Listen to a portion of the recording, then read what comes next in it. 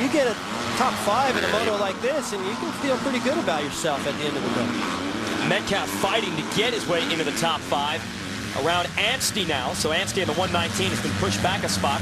Searle is going to have to battle Metcalf. Tickle is putting pressure on Anstey. Somewhere back there, see Kyle Cunningham at 36, and the next green bike is going to be Porcel, who won the first moto.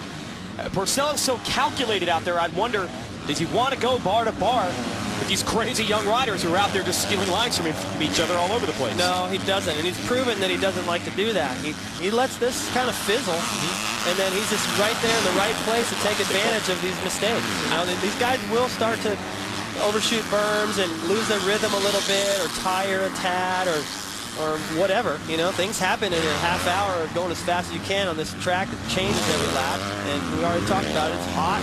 There's so many elements right now you battle, and when that stuff starts to take its toll, Porcel just works his way right through it all. It is Porcel's first year racing in the United States, but he came over from France with a great reputation for managing championships. And he knows, he looks at these riders in front of him and says, as he makes the move on Cunningham, Porcel, he's aware of the big picture.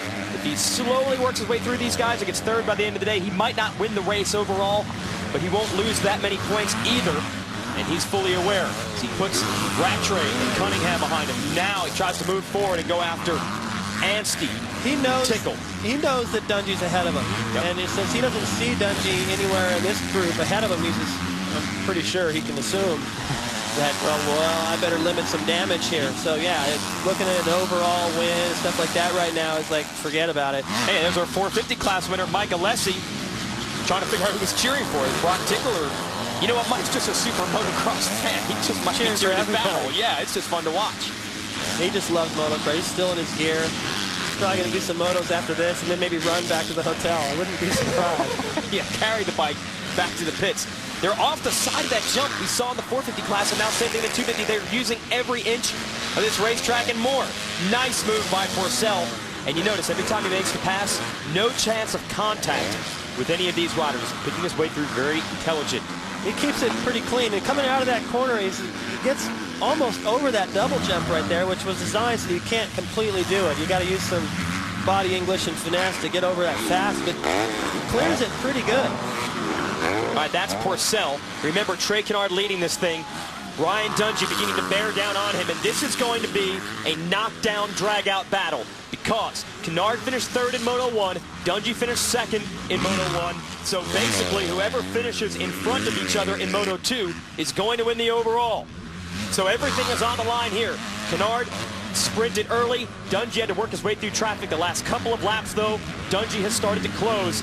And you see the countdown clock at the top of the screen. We are only 10 minutes into a 30-minute plus 2-lap moto, so plenty of time for Dungey to go to work. And we've seen him in this position earlier in the year. He will wait a few laps and study instead of forcing the issue. Well, you know, at this point, you hit a nail on the head. It's going to be a fight. These guys are both plenty motivated. Kennard, it's like he said, as close to a hometown race as he's going to get. To win like that would be awesome. And Dungey is thinking championship points. I need to put points on Porcel as an opportunity. I want to win again. Be the first guy to win a couple races. I mean, these guys they have every reason to charge as hard as they can and not even think about how hot it is or rough it is. Anything except going fast. Oh, man, it's going to be great. Stay with us here on Speed. Dungey versus Kennard for the victory. We'll be right back. The chase is on to the Lucas Oil AMA Pro Motocross Championship second moto. In the 250 class, Jason Wygant and David Bailey here to give you the action. And here is the action. Up front, Trey Kennard on the 39, the red bike, leading Ryan Dungey, number 10 on the yellow bike. Totally different lines on this racetrack. This is what Dungey used to make passes earlier. Kennard wouldn't let it happen. Kennard is making that outside line work. You know, I talked about him being a little bit drier out there, but he is staying in the sweet spot of the line, and it's all hookup. And now Dungey's thinking, man, that was a good spot I had, but maybe that's not going to work. So he's just going to study him. And I think if you look at these two in the history, Kennard has messed up with this lead. He has given it away more times than Dungey has, and he's aware of that. Trying to fix that. It's another opportunity to go, okay, look, you know, that was that. This is now, and I can bring it home. Dungey's going, hey, man, he's thinking what I was just thinking. That guy messes up sometimes, but he's not going to do that unless Dungey can stay all over him and really make him nervous. Kennard, a second-year pro. Dungey, a third-year pro. It's hard to believe that Dungey, at 19 years old, is considered a veteran of this 250 class. But that's how young and fast the talent out here is. So, yeah, Dungey, who has won 4 races in his career.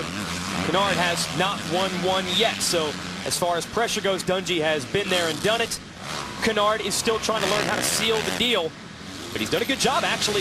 Dungey was a little bit closer in the section the last time around. Now that Dungey's gotten to him, we've only seen one real attempt at a pass, but look at the clock at the top of the screen. We're not even at the halfway point of this race. Yeah, I don't want to climb all over Kennard acting like he hasn't done it. I mean, he sealed the deal against Villopoto in the lights class, yeah. But that was a little while back. Lately, he's had a few times where he could have won races and coughed it up. So that's just running through my head right now as I watch this battle, and Kennard is starting to feel this pressure right now. Dungey is all over. Well, I think further in the defense of Kennard, the reason that's happened a few times is he will fight you for it. If he has to ride out of his comfort zone, if he has to push the pace to try to maintain that lead and win the race, he'll do it. Sometimes that leads to mistakes, but it's better than just waving the guy around. He is a gamer, and it's a game right now because Dungey's caught him just as quickly as he did. You thought he'd go right by him. Hasn't happened.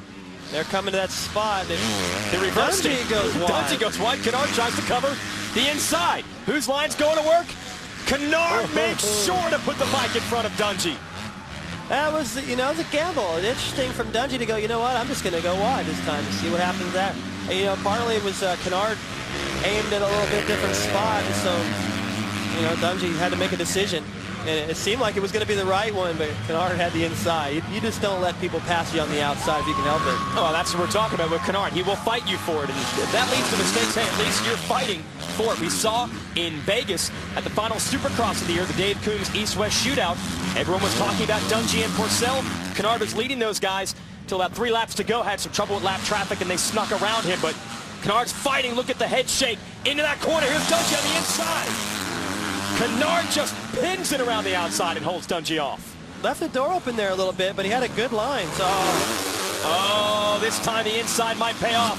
There's J.C. Waterhouse, Kennard's team manager. He sees Dungey get the lead. Here comes Kennard right back. He's going to fight it. He's on the inside. How hard can they charge into this corner?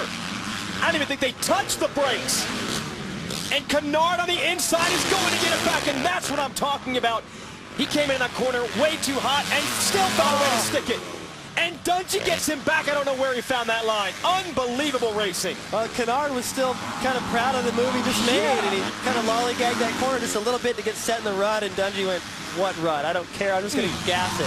He realized he had room out there to the outside, and the further out he drifted, the more it was just going to be on the inside of the next corner. So what a neat sequence from these guys. They're pushing so hard. You can't say that they weren't trying, and that was everything Kennard had, 200%. And more. Yeah, I think he show went last to 210 there. There we go. And he's going to try to keep Dungey in sight. We saw the fitness of Kennard in Moto 1. When he crashed, he was outside the top 10. He never stopped charging. He never stopped fighting. And he made it all the way back to 3rd. That's why he's in the hunt for the overall win.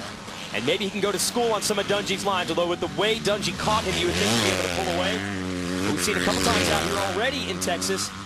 That things change once a rider's able to study lines. We'll see if Kennard can hook on with it. That was fast. That's the longest left-hander, except maybe Mount Morris next week, that first turn. Both of these are like the never-ending left turn. Here is Christophe Porcel up in the top 5, looking for 4th. That's Searle. And I think once again we've seen the championship smarts of Christophe Porcel. He's going to probably make it up, certainly in the top 5, maybe even in the top 3 before the thing is over. Morton 3rd, here's Searle in 4th. He'll even give up the overall win by doing that, by not throwing caution to the wind and just trying to blow past these guys early and catch Dungey and Kennard. But it's a 12-round series. There are 24 points-paying motos. He wants to be there at the end. And Porcel already was known as an intelligent rider when he won the 2006 World Championship in Europe. He gets a face full of sand from Searle. But in 2007, when he was defending that championship, had a horrific injury, broke his pelvis. And he said ever since he's come back from that, he's actually had to get even smoother and even smarter. He now knows a bit more, the dangers of racing, I guess, are in the back of his mind. So he already was a smart guy. He's even smarter now as he tries to work Searle over. And there's his mechanic, Kyle Bentley, saying he's 15 down on the lead. He's worried about that. He's got to get around the 4th place guy first, and that's Tommy Searle. Yeah, watch this outside line by Purcell. He's going to try to do what Dungey did. He kind of messed it up a little bit, or he might have had a shot at that. Still might be able to close it down here on the outside. That hasn't worked all day. And you see him wisely get in the brakes. He does not want to come in contact with these guys. So he'll let Searle have that spot for the moment. That little hiccup he had through that outside line, that would have been enough without that little hiccup. There's a double I was talking about. It's not a double, but he gets over it better than everyone else. That time he went wide and had another couple bike lengths run at it, and was able to make that pass. Beautiful move. Purcell on the move up to fourth. Can he catch Wharton in third? Can Kennard stay up with Dungey? Stay with us. This Thursday, Wrecked is all new. When a winter storm wreaks havoc on Chicago, O'Hare is left to clean up the carnage and put their own lives on the line. Wrecked, Life in the Crash Lane. Catch all new back-to-back episodes beginning at 10 Eastern, exclusively on Speed. Welcome back. Lucas Oil AMA Pro Motocross Championships, part of Ally, the Alliance of Action Sports. AllySports.com gives you the coverage of our first motos, but we're here in HD on Speed for Moto 2. Ryan Kilbarger parked in the center of the track trying to get his bike started, and he slowed up our leader, Ryan Dungey. Dungey looks really strong right now, and that bike is working beautifully as well, David Kelly. Well, he has to, because Kennard's not giving up. Just back there. You see him coming into the corner right there. So, yeah, if he lets up right now, Kennard will get a hook in him, and then he'll be having to deal with all the pressure that he was putting on Kennard a little bit ago. And you don't want that with checkered flag and coming into your sights. It's nice to be in the lead, but when you get that much pressure and you kind of give it up like that, it gives the advantage back to the guy you got around. So he's trying to just put it away right now, and Kennard's not letting him do it, so there's no rest.